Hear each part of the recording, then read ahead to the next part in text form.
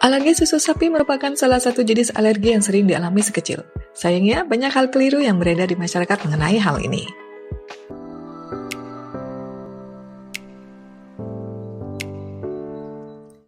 Alergi susu sapi termasuk ke dalam salah satu jenis alergi makanan yang paling banyak ditemukan pada si kecil.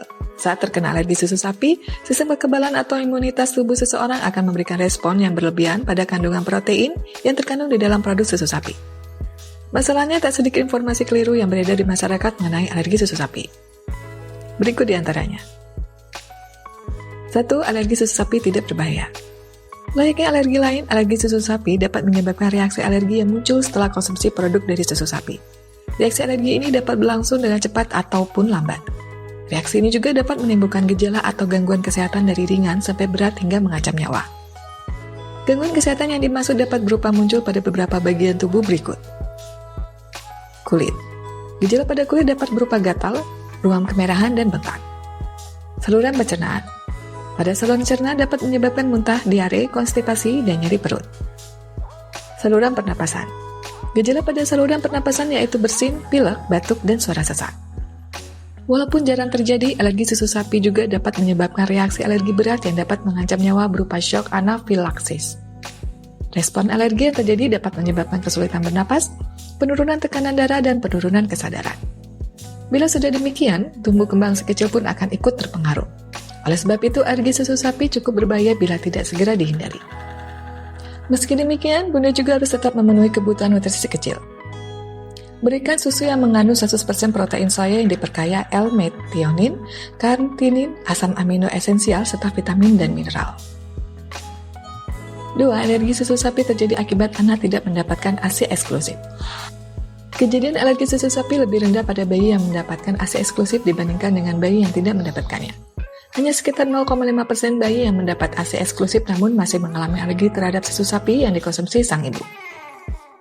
Meski demikian, belum terdapat bukti jelas bahwa alergi susu sapi terjadi akibat si kecil tidak mendapatkan ASI eksklusif. 3. Alergi susu sapi sama dengan intoleransi laktosa. Banyak anggapan bahwa alergi susu sapi sama dengan intoleransi laktosa. Padahal kedua hal ini tidaklah sama. Pada kasus alergi susu sapi yang menyerang sistem kekebalan tubuh, jenis protein yang paling sering menimbulkan reaksi alergi adalah kasein, whey, atau bisa keduanya. Sedangkan intoleransi laktosa tidak berkaitan dengan sistem kekebalan tubuh. Kondisi ini diakibatkan oleh tubuh yang kekurang produksi enzim laktase sebagai pemecah gula berupa laktosa yang terdapat di dalam susu. Karena tidak dapat dipecah, maka laktosa tersebut tidak dapat dicerna menjadi glukosa dan galaktosa. Akibatnya, laktosa tetap berada di dalam susu dan menyebabkan gangguan pada saluran pencernaan berupa mual, kram perut, perut kembung, dan diare. Intoleransi laktosa tidak mengancam nyawa seperti alergi susu sapi. Selain itu, intoleransi laktosa sangat jarang terjadi pada si kecil usia kurang dari 5 tahun. Sedangkan alergi susu sapi biasanya terjadi pada si kecil usia kurang dari 1 tahun. 4. Alergi susu sapi berlangsung seumur hidup. Penting untuk diketahui bahwa alergi susu sapi bukanlah penyakit yang akan diderita seumur hidup. Sebagian besar kasus alergi ini akan berakhir pada masa kanak-kanak. Penelitian terbaru menyatakan bahwa kurang lebih 50% anak dengan alergi susu sapi akan tumbuh dan berkembang tanpa penyakit ini saat menginjak usia 5 tahun. Meski si kecil terlepas dari jeratan alergi susu sapi setelah besar, Bunda juga sebaiknya memberikan pertahanan tubuh ganda untuk si kecil.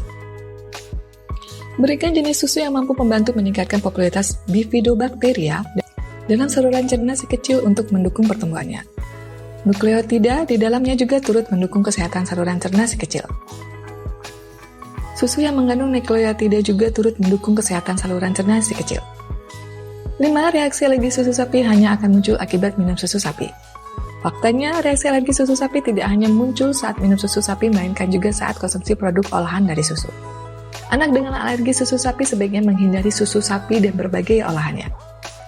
Contoh yang termasuk produk olahan tersebut adalah keju, yogurt, mentega, es krim, dan juga makanan yang mengandung protein susu seperti cemilan, coklat, dan sebagainya. Oleh sebab itu, penting untuk membaca bahan yang terkandung dalam sebuah produk sebelum dikonsumsi. Dengan demikian, si kecil terhindar dari munculnya gejala-gejala alergi yang dapat mengganggu pertumbuhannya. Untuk mendukung pertumbuhan si kecil, Bunda perlu untuk memperhatikan nutrisi yang cukup dalam menu makanan sehari-hari. Sekarang, Bunda tahu apa saja informasi keliru seputar alergi susu sapi. Pastikan kebenaran informasi yang Bunda terima dengan berkonsultasi dengan dokter. Bila perlu, lakukanlah prosedur tes alergi pada si kecil untuk mengetahui kemungkinan adanya alergi.